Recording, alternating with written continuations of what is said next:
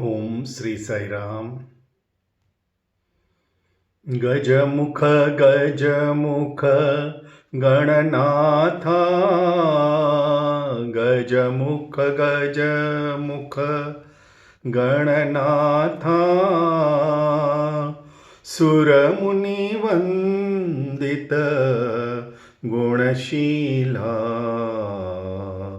सुरमुनिवंदित गुणशीला। Om Shri Sai Ram.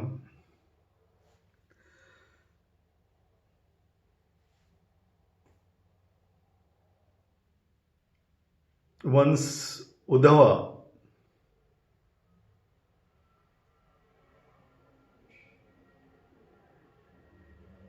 a very close, intimate friend of Lord Krishna,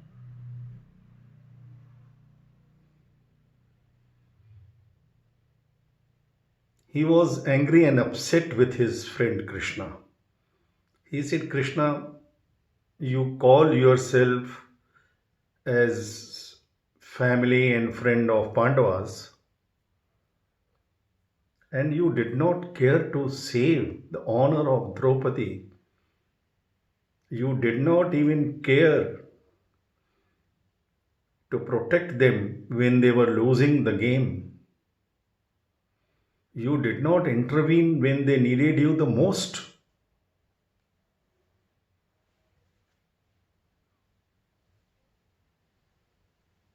He was very angry with Krishna because God says, if you need me, you deserve me. They needed you the most, and you know they are devoted to you and they rely upon you. Still, how could you ignore such a very serious situation? My dear brothers and sisters, this is the doubt that each one of us have entertained in our minds sometimes or other, whenever either we directly or indirectly face such situation, either at personal level, social level, or even political or national level. Why does God not intervene when the situation is such that demands his intervention? This was the very thought at the back of my mind when I used to read Bhagavad Gita every day as homage to my grandfather, without knowing or without being interested in Krishna or Arjuna dialogue as such. That if there is any truth in Bhagavad Gita, Lord's declaration, Yada Yada Hi Dharmasya, then he must be somewhere in some form, because the situation in our nation and in the entire world demanded his direct intervention. That was my innocent thought at the back of my mind.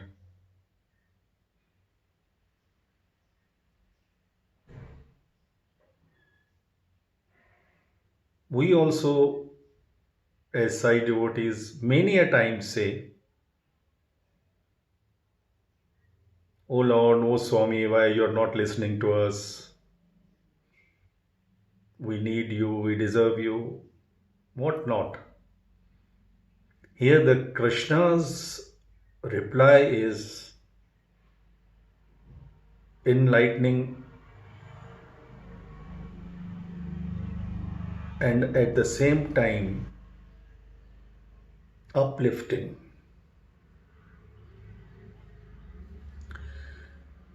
Krishna said, Uddhava, let me explain. First of all, you know that it is Dharmaja's weakness to gamble. When the invitation for gambling, playing the dice came from Duryodhana, Kaurva's side, everybody advised him not to accept that invitation.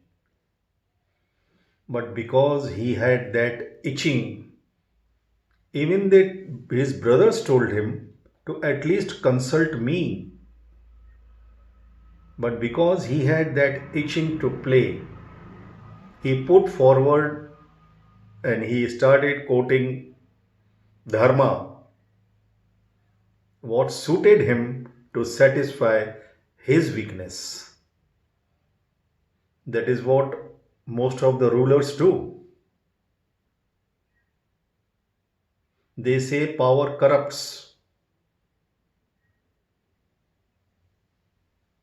Power by itself is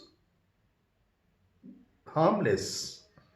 A knife in hands of surgeon can operate upon the patient and heal him.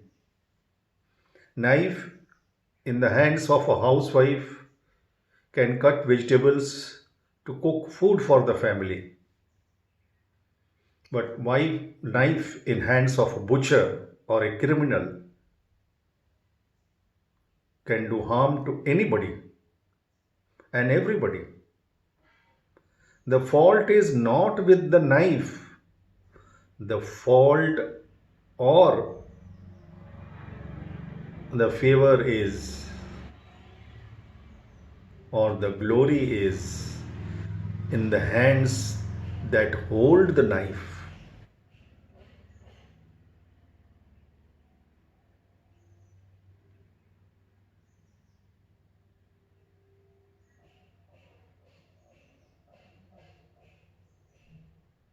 Rulers who get corrupted after getting power is not they are corrupted by the power.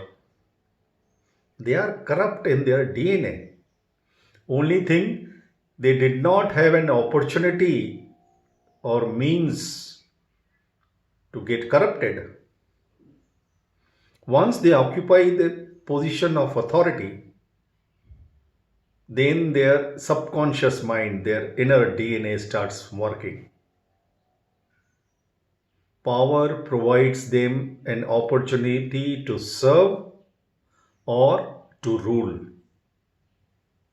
to dominate. Power by itself has nothing to do with the corruption. It provides an opportunity,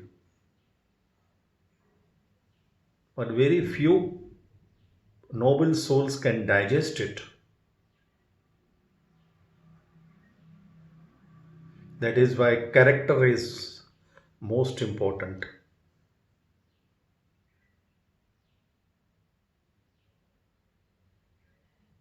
Your inner character will show its colors when you have that opportunity to do either right or even authority to do wrong. So Dharmaja, because he thought now he is a king, when he was away from kingdom some 12 years, that time he did not get that itching of gambling. The moment he got power, he thought now he is a king, and now he started quoting that a Kshatriya cannot refuse a challenge to play dice. Good. But he did not consult me or listen to his brothers. He took advantage of being eldest just to satisfy his itching to gamble.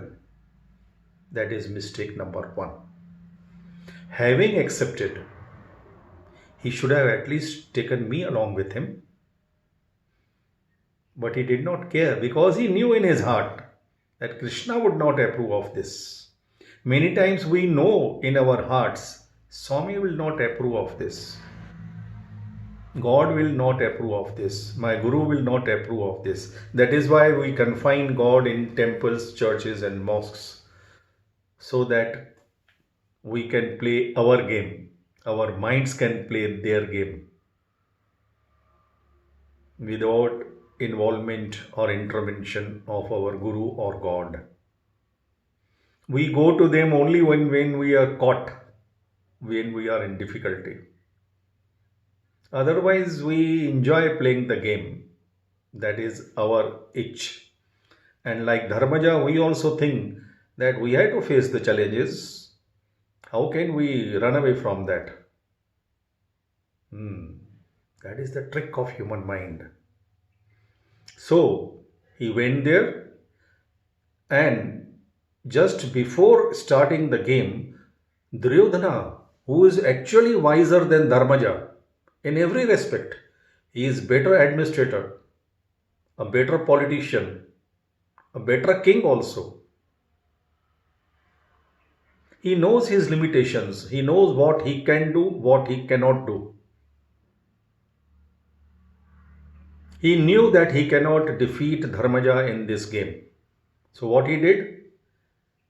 He said, on my behalf, my Shakuni Mama will play the game, which is technically he took advantage of that loophole that you can play the game through your representative.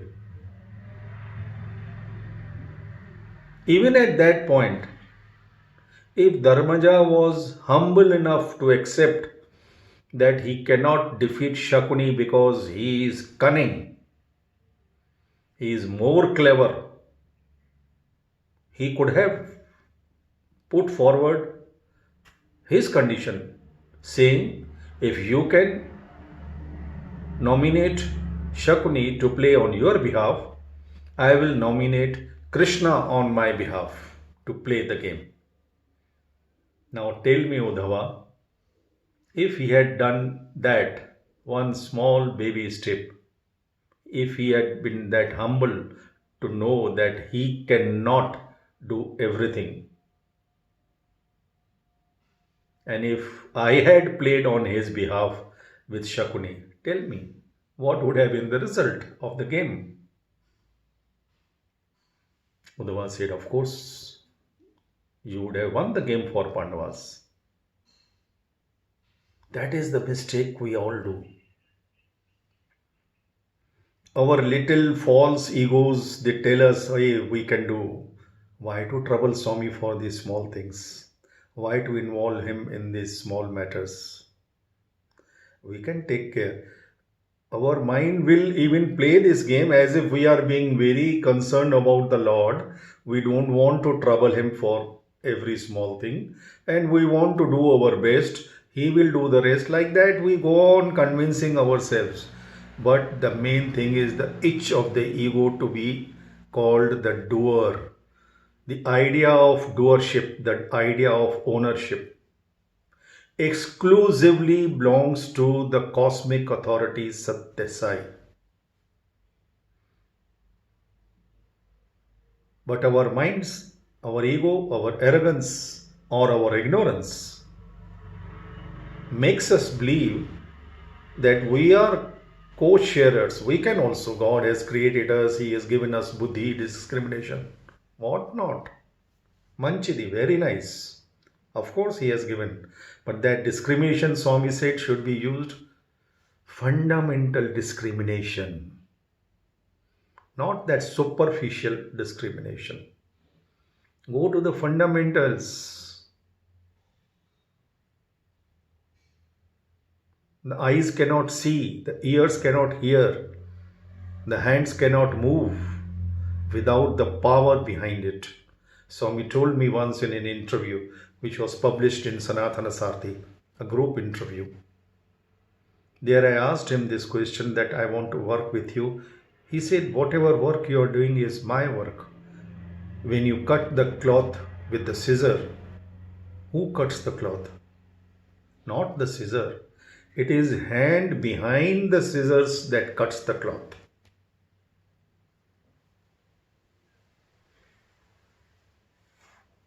The only job or qualification eligibility of the scissor is that it should be sharp enough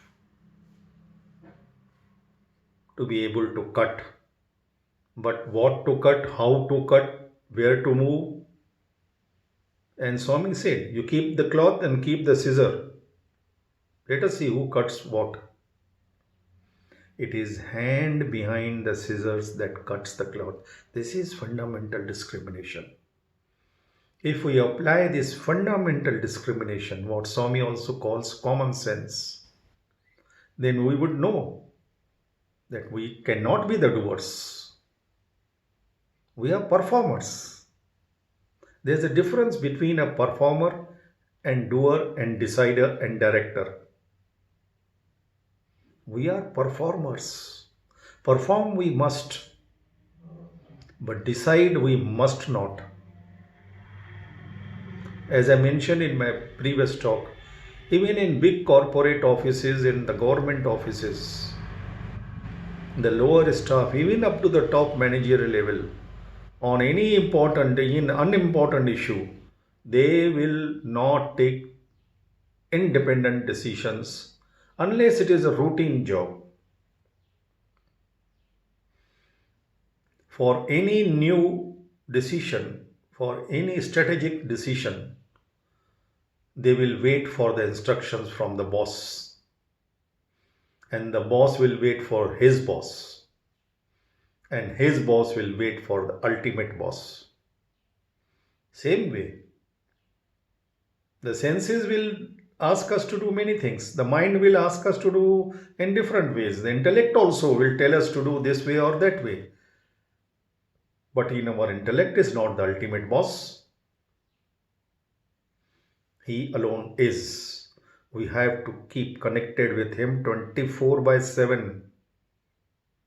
Because our working hours are 24/7. Even in sleep, our inner organs are functioning. Who controls them? He alone is the doer. And he alone is the owner. The rights of ownership and doership, I repeat, are exclusively with him.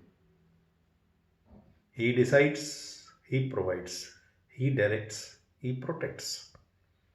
So Dharmaja did not have that common sense. Swami once told, good people suffer not because of their goodness, they suffer because of their foolishness. In this case, even Dharmaja can be called also, like Ravana, a Murkhudu, a foolish person who thinks that he can decide and do whatever he wants just because he is made a king and put in a position of authority. You are given that authority only to serve, not to dominate, not to play games.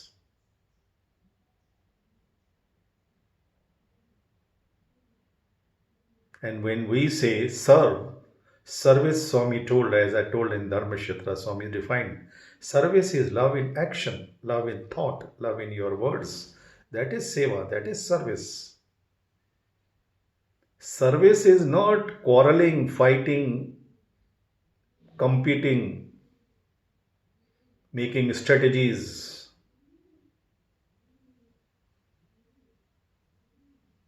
That is playing game.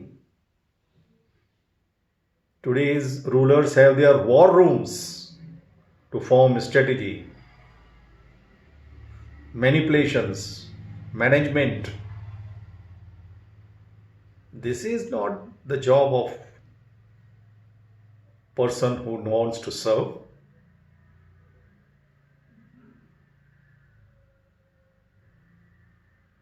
So, Dharmaja made that big blunder.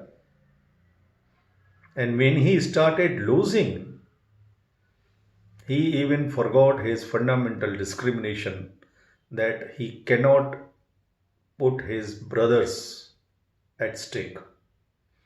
He cannot put his kingdom at stake. He belongs to the kingdom. Kingdom does not belong to him. This again is the big blunder that we all do. For example, in my daily dialogue with Swami for bringing the governance of God in this country, Swami once explained, there are 1.3 plus billion people in this country. If everybody claims, and they all claim, that this country also belongs to us.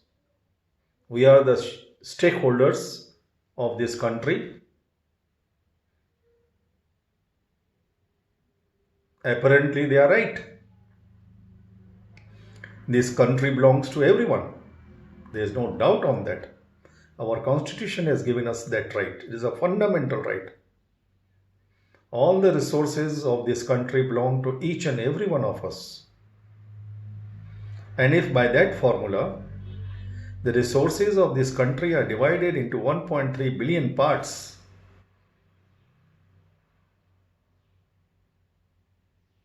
just imagine what will happen to our nation. Hypothetically, imagine. But now there is another way. Swami says, same lock, same key, turning difference. Rukmani Bhakti and Radha Bhakti. Rukmani will say, Krishna belongs to me. Radha will say, I belong to Krishna. Krishna belongs to all. If we, each and every citizen of this country, Bharat,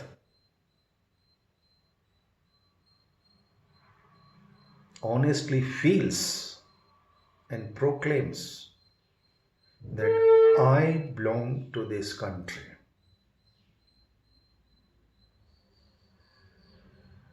it will change the entire game. If everybody says I belong to this country, it logically means all our talents, skills, knowledge, resources belong to this country. And which is the truth. None of us is born with knowledge and talents and skills and wealth. We are born naked and we go naked. Whatever we have acquired is from society and the country. Nobody can claim any exclusive rights on anything. It is arrogance, stupidity.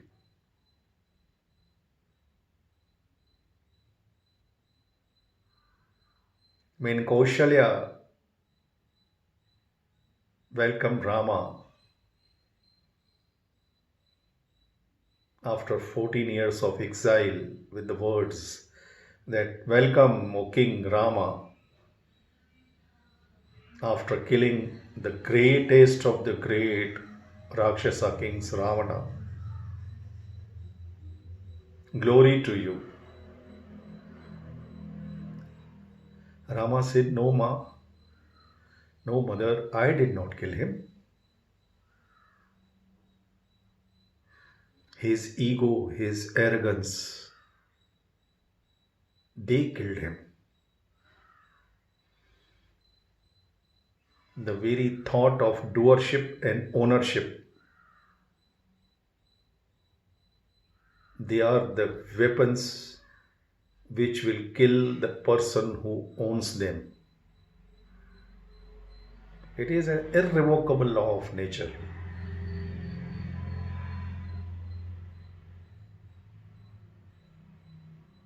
We are not Shiva to keep poison here. Once we take this poison of ownership and doership in our heads, then that thought itself will kill us. So Krishna said, Dharmaja did that big blunder, Himalayan blunder. Uddhava was nearly convinced, but he said, Krishna, in all this, what about Draupadi?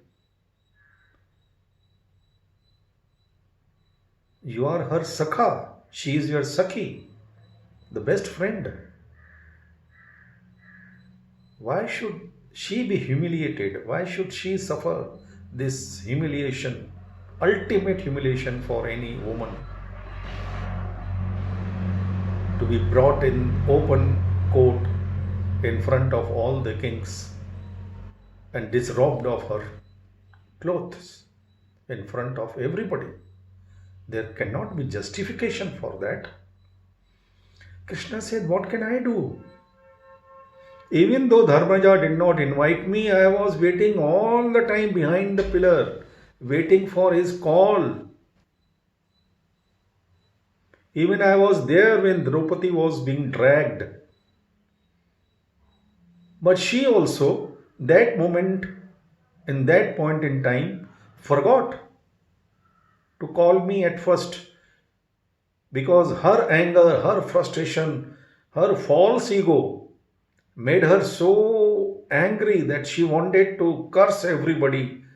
And she came to the court and she looked at each and every person, the king, Bhishma, Dronacharya, and started challenging them and started telling her that I am Draupadi, the Agni, what not. She even challenged the husbands.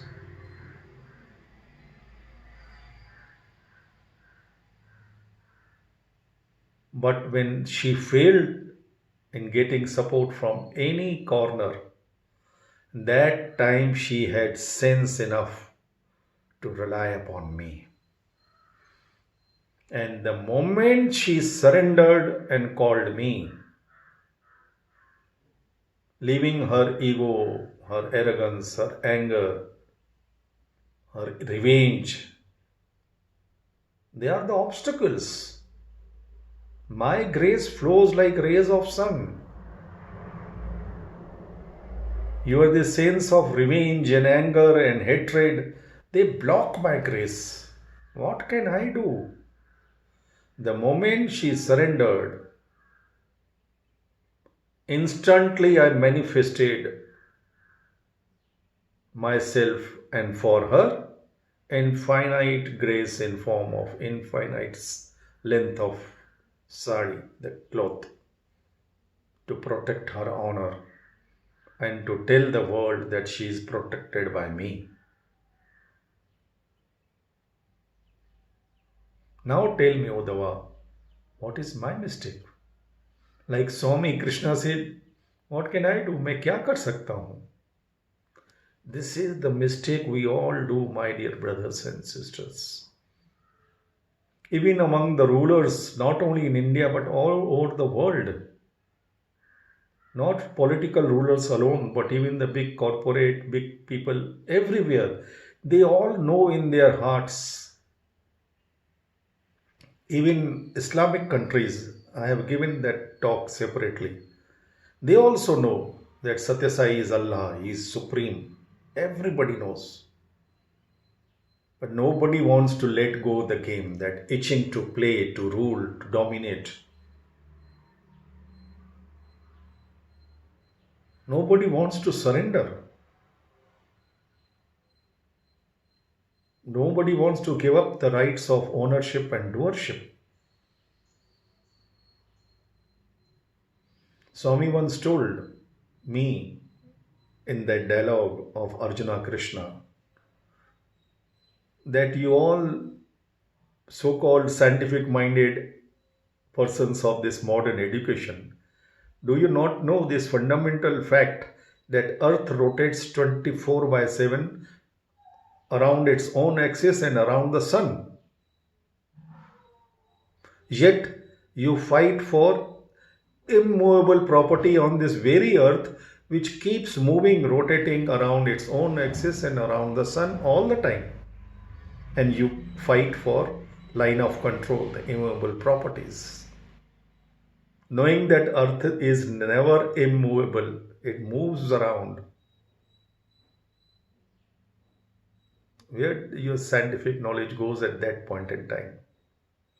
You calculate all your accounts, your days of working, everything on basis of sunrise and sunset. Yet you all know with your limited knowledge of science that sun never rises, sun never sets.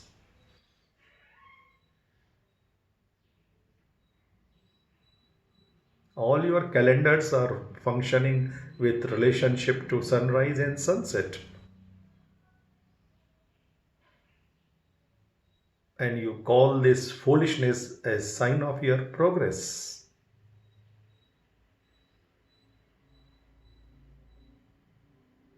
Jai Sai Ram.